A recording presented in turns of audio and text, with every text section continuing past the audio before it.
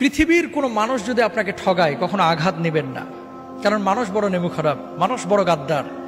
মনে রাখবেন, সব মানুষ পৃথিবীর একত্রিত হয়ে যদি আপনার ক্ষতি করতে চায়, কেউ আপনার ক্ষতি করতে পারবে না যদি আল্লাহ না চায়। মানুষ মানুষকে ঠগাইতে পারে, সন্তান বাবাকে ঠগাইতে পারে, বাবা সন্তানকে ঠগাইতে পারে, স্বামী তার স্ত্রীকে ঠগাইতে পারে। আল্লাহ কখনো তার বান্দাকে ঠগান না, কখনো না। আল্লাহ কখনো তার বান্দাকে ঠগান না। বরং ডাকার মতো যদি ডাকেন, আল্লাহকে বলার মতো যদি বলেন, সে আল্লাহ সুবহানাহু ওয়া তাআলা আপনার ডাকে সাড়া দেবেন। আপনি মনে করছেন যে এত ডাকলাম আল্লাহ তো সাড়া দিচ্ছে না, কে বলছে দেয় নাই? কিছু কিছু সময় এটা আপনি বুঝতেছেন ভুল।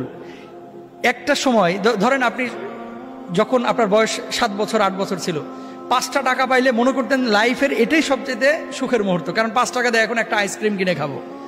কিন্তু ওই সময় যদি 5 কোটি টাকা আপনারা দেওয়া হতো, 5 কোটি টাকার ভর আপনি সামলাইতে পারতেন না। এই 5 কোটি টাকা আপনি কি করবেন, তাই না?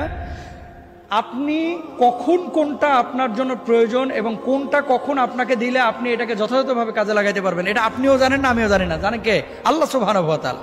সুতরাং আল্লাহকে ডাকেন, আল্লাহর সাথে বোঝাপড়া করেন, শুধু রিজকের পেছনে না ছুটে রিজকের মালিকের পেছনে ছুটেন। পৃথিবীতে কে কষ্ট দিল, কে আপনার তিরস্কার করলো, কে আপনাকে হিংসা করলো, কে অহংকার করলো, কে পেছন থেকে টেনে ধরলো, গণার টাইম নাই, দেখার টাইম নাই। আমার বোঝাপড়া হবে আল্লাহর সাথে।